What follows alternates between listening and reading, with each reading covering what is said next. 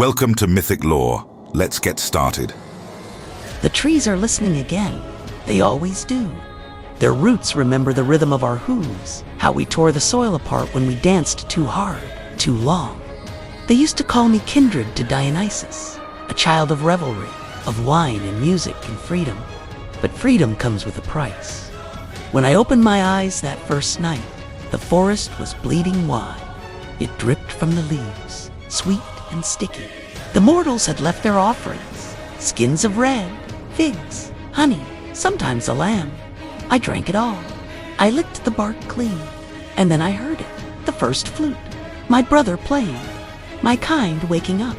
We were beautiful once, golden hair, polished horns, laughter like sunlight through leaves. But revelry turns to rot if it never ends, and we never stopped.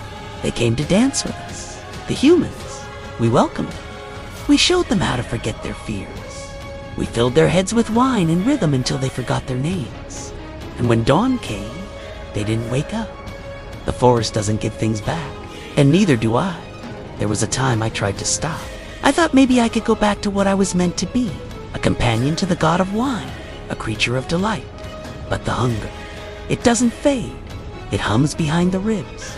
It scratches inside the skull. The craving seeps into your bones until you dance, or you die. The others laughed at me when I stopped dancing.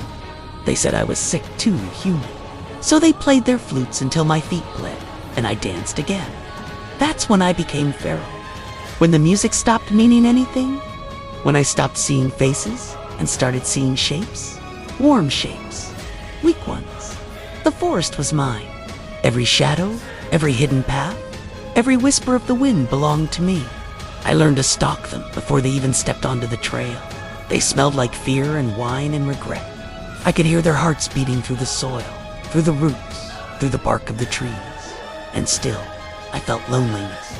Even a monster, feral or not, feels the ache of company lost. I would sometimes sit in the dark and watch my own reflection in the water. Horns crooked, eyes wild, teeth sharp. And I would remember the laughter that was once innocent, once warm. Then the hero came. They always do. He was young, beautiful, the kind that still smells like home. Carried a blade that sang louder than my flute. Said he was here to cleanse the woods of corruption. I laughed. I couldn't help it. The sound came out wrong, like an animal choking. He didn't run. Brave boy. He followed the laughter right to me. We circled each other in the dark. I could smell the wine still clinging to his breath. Maybe he had prayed to Dionysus once, too. Maybe he had danced once. He asked what I was. I told him once, I was joy. Now I'm what joy becomes when it starves. He struck deep. Mortals bleed red. I bleed black. Sticky, bitter, smelled like old grapes in rust. He struck again, and I laughed again because even dying felt like music. When I fell, I saw my reflection in his blade. The horns, the eyes, the teeth. I thought gods. What have I become? He didn't finish me right away. He asked if I wanted to be free, as if freedom hadn't already ruined me. I told him the truth, the one none of the poets ever wrote down. We were never meant to exist. We were accidents of too much joy, too much wine, too much love turned sour. We were what the gods puked up after the feast. He hesitated. That was all I needed. I lunged, but the forest betrayed me.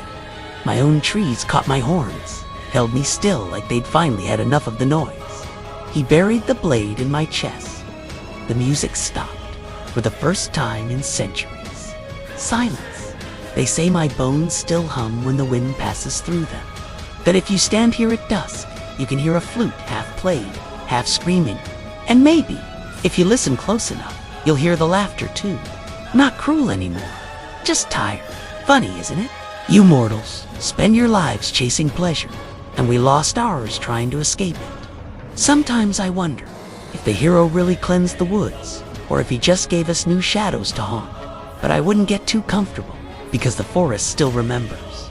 And some nights, when the moon is high and the wine tastes too sweet, something else wakes up, and it's not me. If you've walked this far into the shadows of legend, leave your mark. Like, subscribe, and tell me in the comments, Which myth should we awaken next?